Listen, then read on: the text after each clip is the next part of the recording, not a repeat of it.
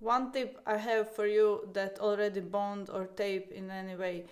Did you know that tapes are pressure sensitive? So they actually require you, when you get them onto your scalp, onto your skin, they require you to press it down and hold.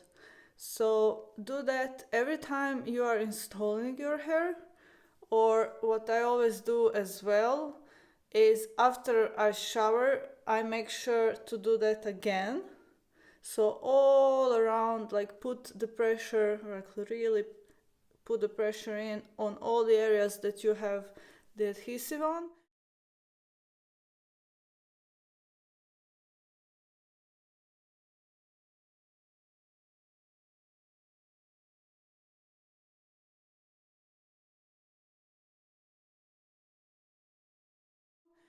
And do that again after your hair is dry.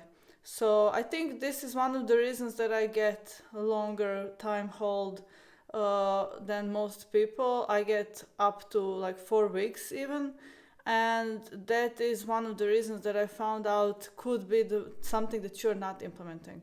So ensure to do this as often as possible because it will make it for a better bond.